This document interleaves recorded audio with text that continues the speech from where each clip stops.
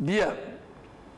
Voyez-vous, il existe deux stades dans la formation, la préparation, le dressage d'un cheval d'obstacle.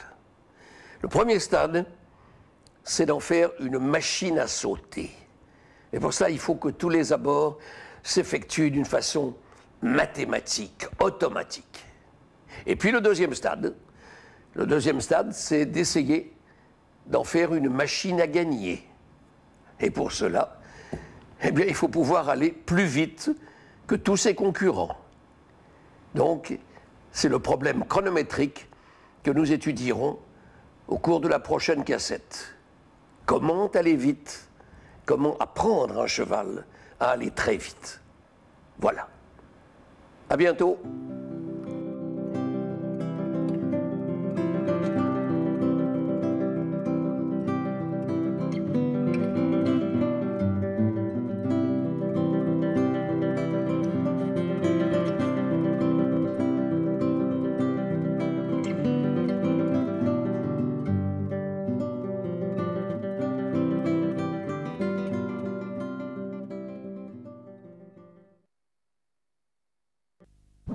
C'est durant les années de l'après-guerre que Jean d'Orgex participait aux compétitions de saut d'obstacle.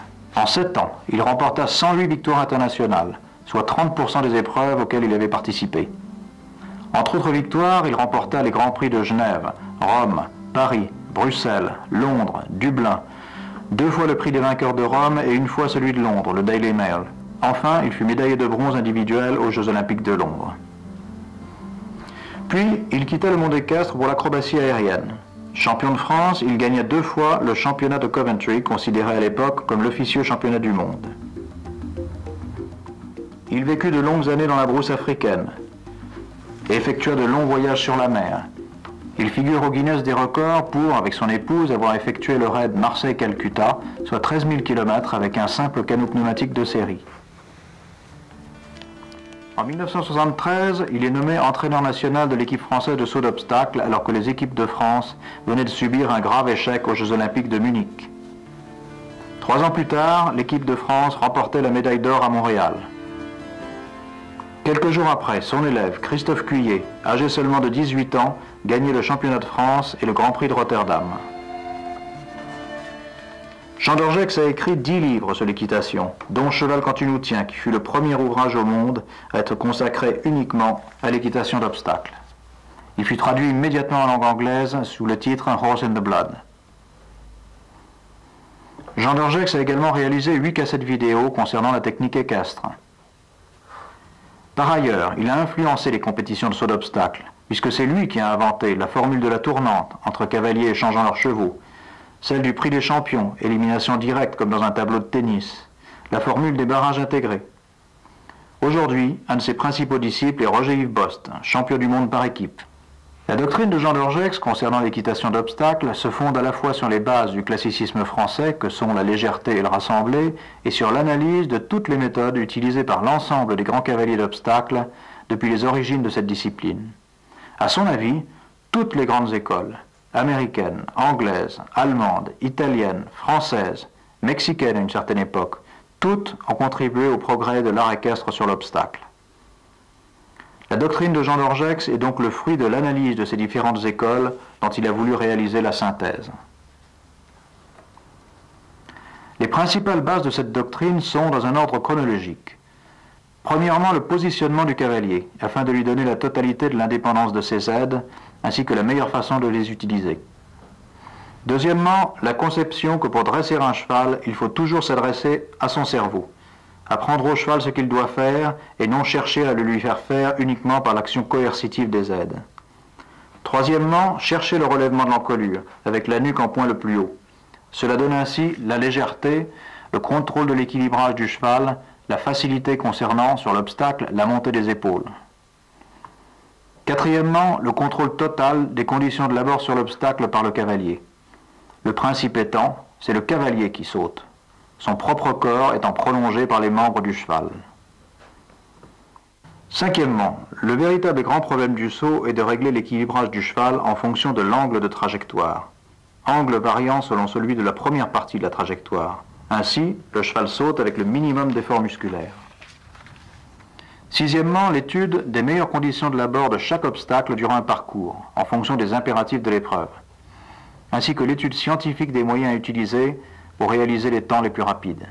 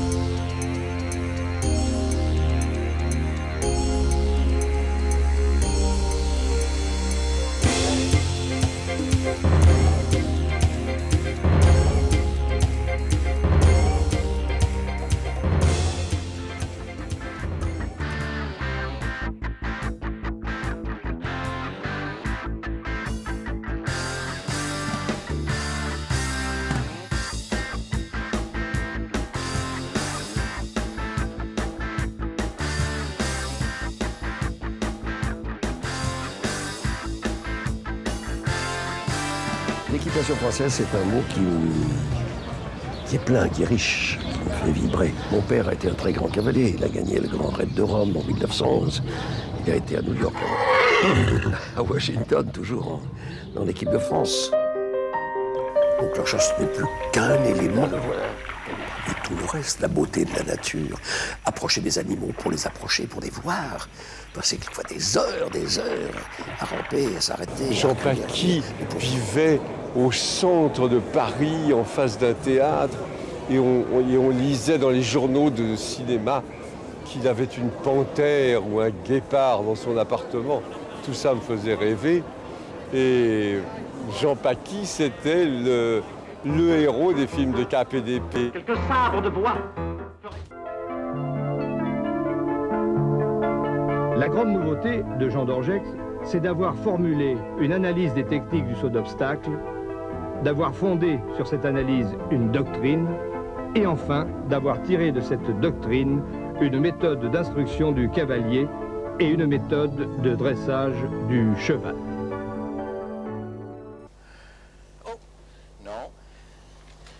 Non, le cheval a voulu réavancer de lui-même. Non, il ne doit pas bouger. Non, pas l'encolure, il ne doit pas bouger dans son encolure. Toujours des immobilités. Avant, après le saut, immobilité. Et puis on travaille. Reste. Avec ça, vous avez déjà votre position assise, votre fixité de toute la jambe. Voilà, très bien. Eh bien, tout de suite, tu vois. Si c'est bien fait, tu as tout de suite le mouvement. Autre exercice, l'habituer à laisser glisser ses rênes dans ses doigts durant la trajectoire. Jean d'Orgex, pourquoi tout d'un coup en appelez-vous à la leçon des grands cavaliers? Il est plus intéressant d'étudier ce que font ceux qui réussissent au plus haut niveau. Regardez avec attention. Étudiez bien l'attitude d'Éric Navet, car vous allez retrouver la même chez tous les grands cavaliers. Si l'appui dans l'étrier est pris sur le gros orteil, cela a tout naturellement tendance à écarter légèrement la jambe. On ne peut pas reculer la jambe et être en réel équilibre. Je vous garantis que si vous travaillez à cheval, comme nous allons vous le conseiller, vous transformerez vos rapports avec vos chevaux. Voici le point de tenue, là. Maintenant, faites des actions indirectes. Voilà. Vous avez vu la différence de réaction du cheval. Voici un cheval, je viens de monter dessus. Je ne le connais absolument pas et il paraît qu'il ne sait pas ce que c'est qu'une extension d'encolure. On ne peut pas travailler sérieusement un cheval s'il n'est pas calme.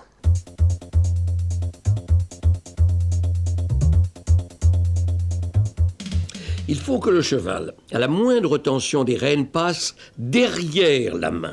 La première chose à apprendre à un cheval, et faute de quoi on ne peut rien faire de sérieux, c'est l'immobilité.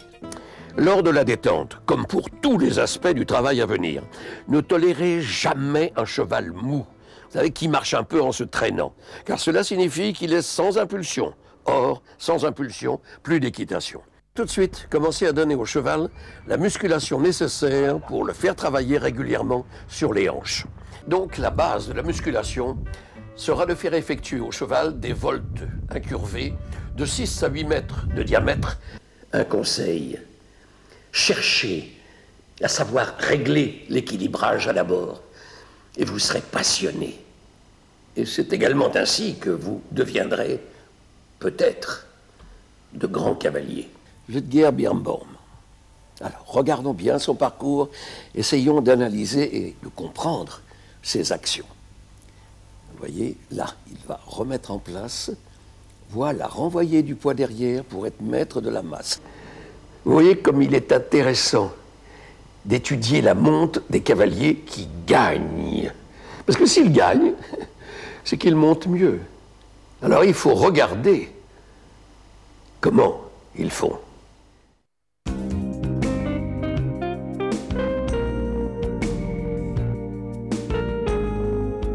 Notre but est d'obtenir un cheval agréable à monter sur le plat, au manège ou à l'extérieur, ne tirant pas et s'équilibrant. Sur un dessus, tonique, souple et décontracté sous le poids du cavalier. Voici maintenant un cheval droit d'épaule et de hanche. La trace de ses postérieurs viennent dans la trace des antérieurs. Les aides de la contre-épaule en dedans gauche à main droite. Coupez largement votre coin. Quand les antérieurs rejoignent la piste, tendre la rêne extérieure au mouvement, c'est-à-dire la rêne droite, qui régularise l'équilibre et l'incurvation. Le cheval développe toute son énergie sans perdre l'équilibre et la transition au trot rassemblé doit être exécutée en douceur en reportant davantage du poids sur l'arrière-main. Il est évident que petit à petit, les aides deviennent de plus en plus discrètes. Nous allons continuer dans la cassette 5 à améliorer par diverses gymnastiques son équilibre, sa souplesse, sa flexibilité. C'est souvent parce que le cavalier tourne en tirant sur l'arène intérieure, comme ici, ce qui oppose les épaules aux hanches qui, elles, dérapent vers l'extérieur. Le cheval perd sa projection et il y a dissociation du diagonal. 1, 2, 3, 4. 1, 2, 3, 4.